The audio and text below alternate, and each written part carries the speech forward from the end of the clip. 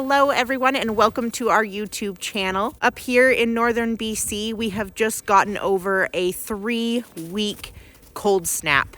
We were hitting temperatures of -30 to -40, and it was quite an adventure around here on the farm. So today we are going to talk about farming in 30 below. Well, I will show you footage from the last 3 weeks as well as today, now that it's warm enough to talk about everything. And hopefully you guys can learn something from this. If you are up here in northern BC, hopefully then you are able to get some new tips for our next cold snap, because we know we're going to have one. And if you aren't, then you can see a little bit about what it's like farming way up here in northern BC.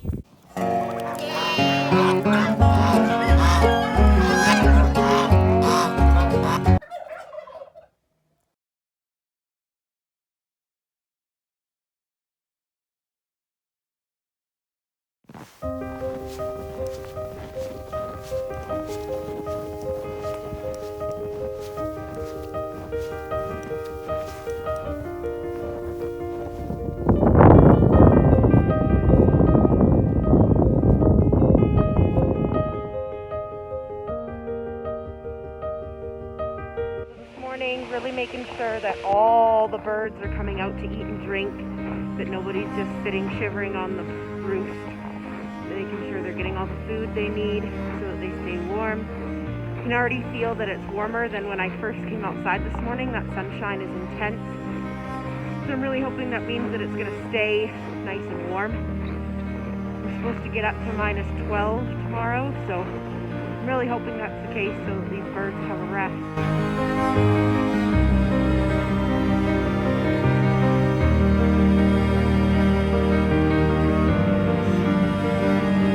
How cold it gets, it is still bath time.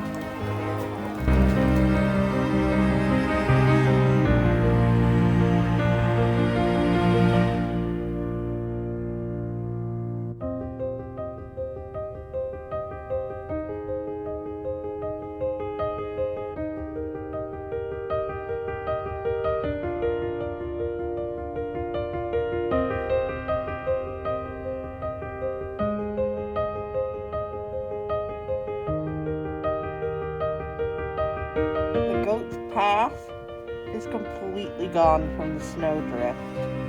It has been super windy and snowing like crazy again. This was all shoveled out nicely yesterday. The wind knocked that over and buried the kiddie pool for the geese.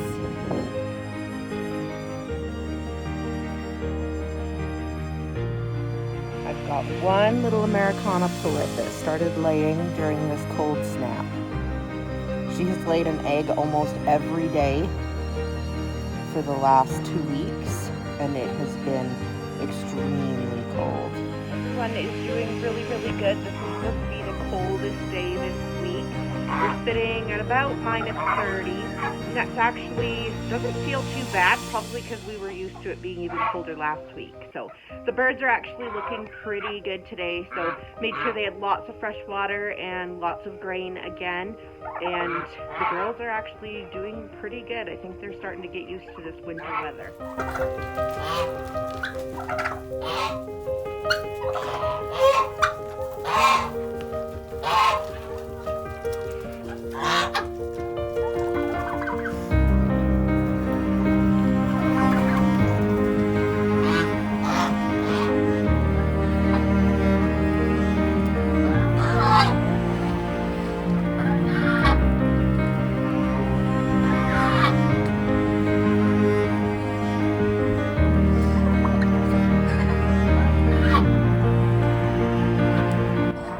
So this is their outdoor run, and currently it is just snow. I've made a path for me to be able to get in here, but these poor girls, it's just snow.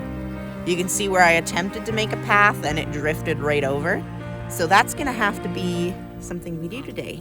Hey, sweetie? The 3 necessities for farming in 30 below is water, feed, and shelter. I'll walk you guys through the last 3 weeks and what we have done for our water, feed, and shelter to help our animals get through this cold snap. I'm telling you right now, so much easier with a hose. Walking water a few times a day.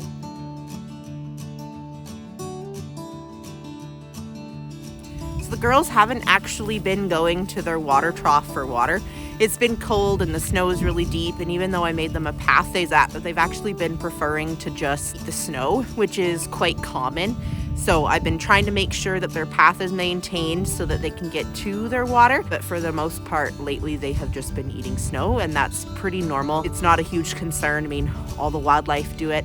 All of the rivers and lakes are frozen over right now, so it's very unlikely that any of the deer or moose or elk or any of the wild animals are actually getting fresh water. So it is pretty normal for them to just go ahead and eat the snow. So I'm not terribly concerned about it, but I am going to continue to maintain that path so that they can go get water when they need.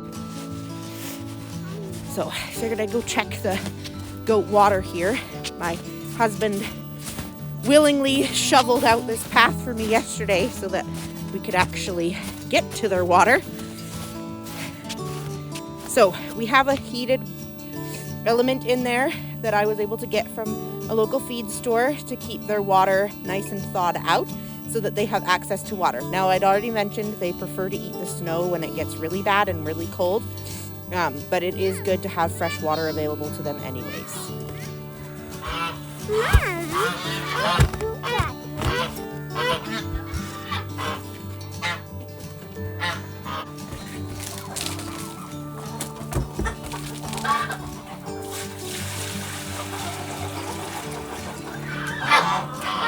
The electric waterer, I couldn't get the lid back on once we hit -30s, but now that we're back in the 20s, I can start using this water again, which is super awesome.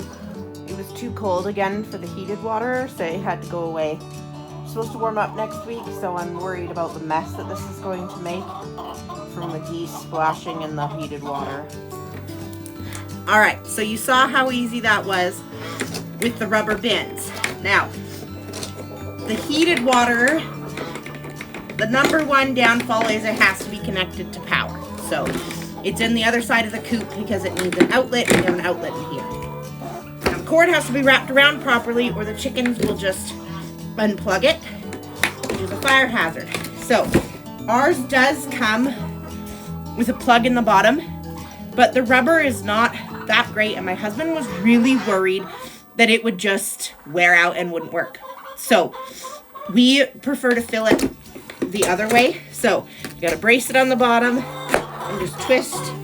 It comes off, and you gotta fill it. Whoop! Can you catch it, Joe? Thank you.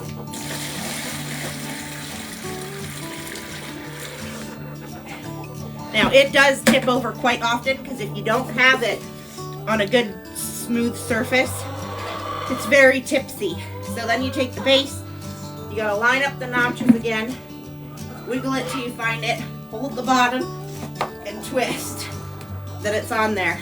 Now, today's not that cold, so it wasn't too bad, but some days when it's -30 and I have to wear my big gloves, my hands freeze trying to get it on there. So it can be a pain when it gets really cold. But it doesn't work very well when it gets very cold either. So we actually found that once we got below 25, we actually had to just unplug it and put it away. So I'll show you the other problem we're finding with it. So the other problem we're having with this is the ice. So you can see this big buildup. Obviously I dumped the bucket, that doesn't help. I usually do it outside, but outside we got issues right now because it's so snowy. So been trying to just do it in here, and that works for the most part, but here's the other spot where I've been putting it. It just fills with ice. So as it thaws out, this is gonna get bad. We're gonna have to block off the door in here so that it's better. So, but this water does work good. If I didn't have geese, I wouldn't have this water build up everywhere. but I do have geese, so they make the mess. If I didn't have geese and it was just chickens, this would be a lot less of a problem. So next year, I'm gonna have to find a solution for using this for the chickens without the geese. So one of the downsides of these rubber tubs is that it has to be filled regularly, especially with these guys in here bathing. There's Dog enjoying a nice bath. So because the geese are in here, this has to be filled. Even if I just had chickens in here though, this rubber tub would need to be filled at least twice a day. Otherwise they wouldn't have the waters. Even though they have this and the heated waterer, they run out regularly, and so they need to be refilled. The heated waterer does run out just because I have a lot of birds, but if you have a smaller flock, the heated waterer would probably be enough to not have to worry about it. And so, but the heated water needs to be filled regularly. If the heated waterer isn't filled regularly, it'll freeze up, and then you have to thaw it out to be able to open any of the spots to fill it. So feed for the animals during a cold snap is really important. So I'm in my little grain shed here right now, and I'll show you guys what we've been doing for feed for everybody. So the goats, we've actually decided to start supplementing a little bit of grain just because it has been so bitterly cold, getting into the -30s, -40 range. And so we decided that because our hay quality with this bale that we have right now is a little bit lower in alfalfa, which is a little lower protein, because they're already halfway through their pregnancies, we decided to start giving them a little bit of grain. So I'll show you what I've been doing. So we've got the chickens just get some hen scratch. I was giving them cracked corn, but our feed store ran out of all the cracked corn with the cold snap because everybody was buying it. So they've been getting some of that. I've got some organic peas. They're really nice. I get them from a local lady that sells them. They're really nice. They have a lot of niacin for the geese. So that goes for the chickens. And then they also get some oats and barley. So they've got some oats and barley that I've got here. So that goes in there for them. Now, the goats, they get about a half a pail of this. So I'd say like maybe 2 cups between the 3 of them for the oats and barley. And then this is alfalfa pellet that I was able to get. It's just dehydrated alfalfa pellet from the feed store. It's actually it's specifically for goats and llamas and donkeys and things like that. So they have been getting this as well to supplement, just because we know that our feed quality isn't really the best and it's been so cold. Feed for the cold snap. Chickens are getting corn, quite a bit of corn. They got their peas, we've got some wheat, and then we've got all of the fresh oats and barley that has been ground. And goats are getting corn, the oats and barley mix, and they're getting this alfalfa pellet. And I'm mixing it about 50% alfalfa pellet, 50% corn and grains, a little less corn than grains, just because they don't need the fat content. So that is what they're getting right now for the cold snap.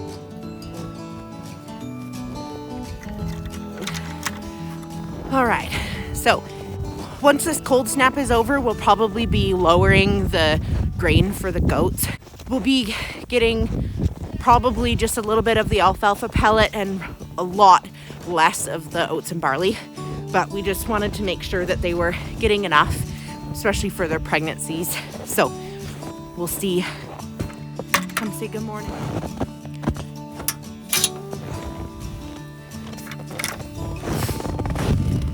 Morning, girls. Hi. What you doing? Are you waiting for your grain? I know. Okay, let's go. Let's go. Good morning, girls. Good morning. All right. You guys are so impatient. Yes, you are. We have Twinkle and Star are very food driven. And Luna isn't as bad, but it makes feeding the goats very interesting because they're constantly fighting me. So if I can get the camera to cooperate with me this morning, I'll show you how wide they're getting. We got some good little baby bellies happening. We're pretty excited.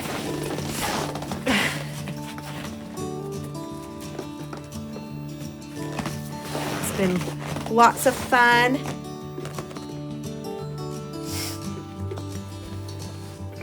Day is finally warming up. It's about 25, minus 25 this morning. The girls are looking good. They're loving having grain in the mornings.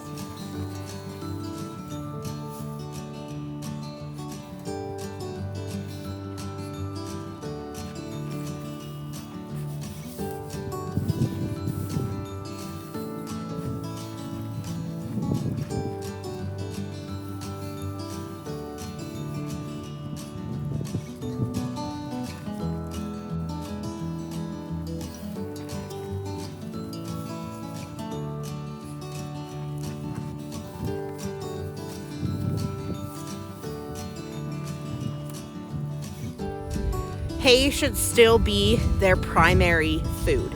So they have that manger completely loaded down with hay so that they can come out here multiple times a day to eat it. Now, it's important that the hay is so far away from their water for a reason. This is something that my in-laws had taught me. If your animals have to walk from their shelter to their food and water every day, they're going to get exercise. Otherwise, these girls would just stay in their shelter all day long. They would poop, pee, eat, sleep. Everything would be done in that one small confined space. So making them walk out here to this hay every day is keeping them in shape. It's keeping them healthy so that they have an easier time with kidding.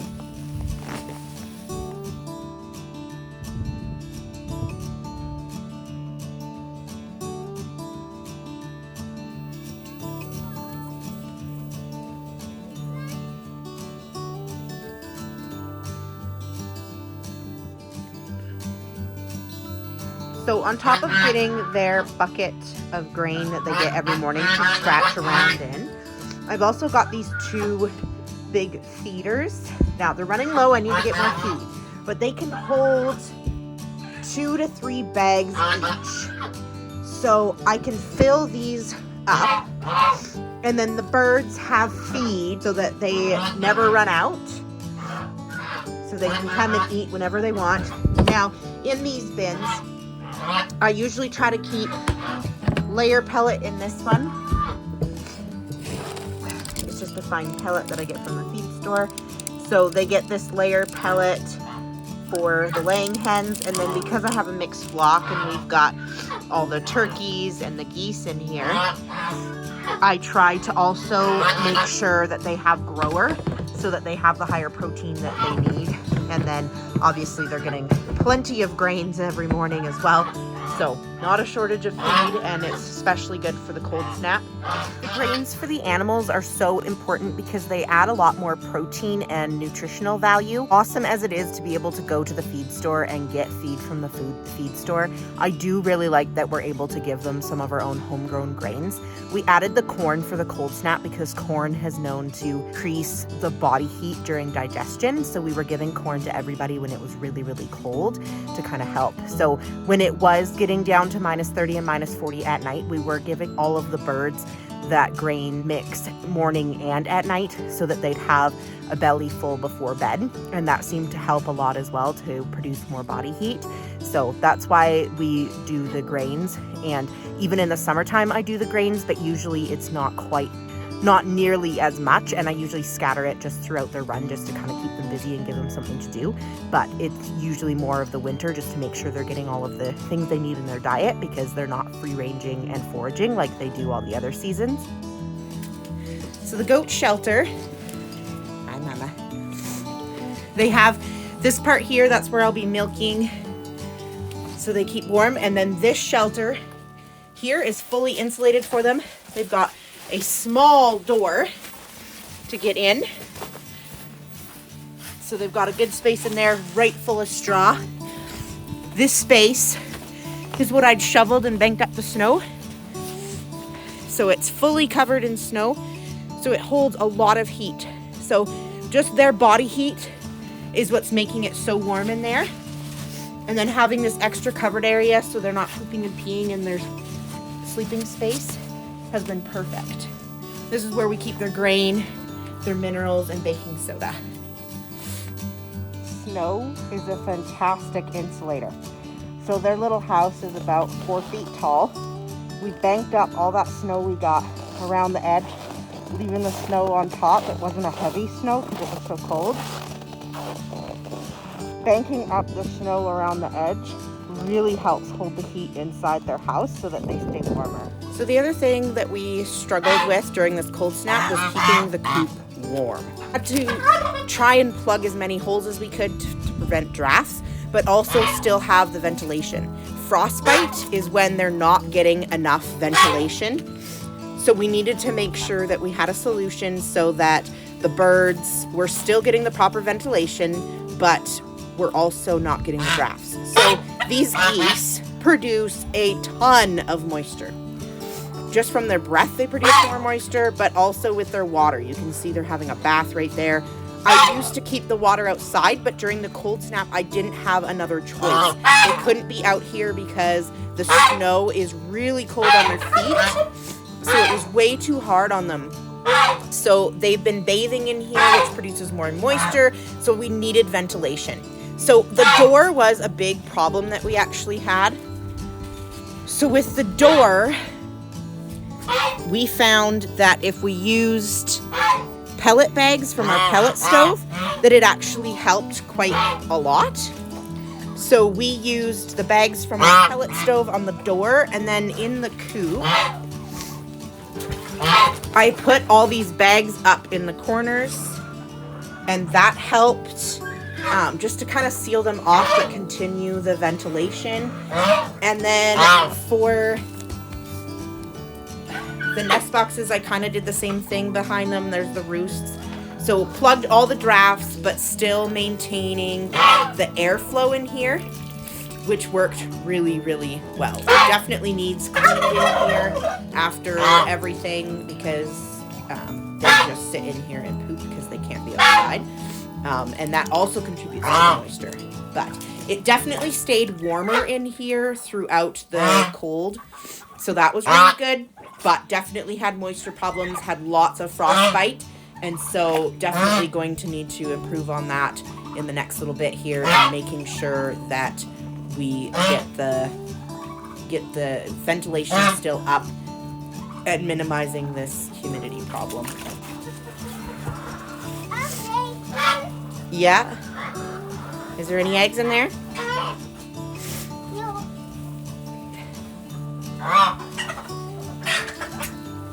You got poop in there. Yeah, they've been pooping in there. So that's the other problem we're having is because they were locked in here, we've got poop buildup and it froze solid. When it's minus 30, the poop just freezes instantly. So we've got all this buildup. So now this week is supposed to be really warm. So I'm hopeful that I'm gonna be able to get in here and do a bit of cleanup because it will most likely be getting cold again at one point this winter. So if I can do it now while it's thawed out and actually able to move, then it would be better off and beneficial for the chickens. Yeah, we do have some eggs. That's the other problem we're having right now is very low eggs. There's one in there.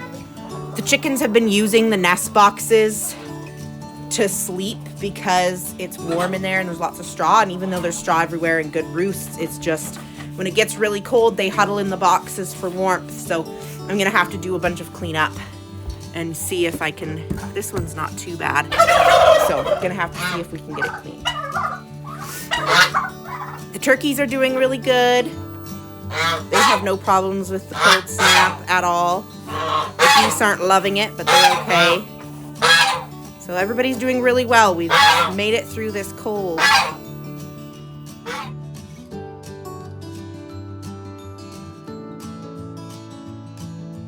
That's all for today. As always, we hope you learned something new. Please like and subscribe to our channel so that you can get new updates every week on what we're up to, and Hopefully follow us along on this journey and learn a little bit more about homesteading and what it's all about. While walking to check the water, Luna got out.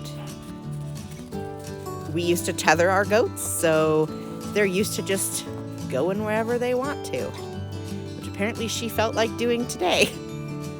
Back you go. Mom and sister are gonna miss ya.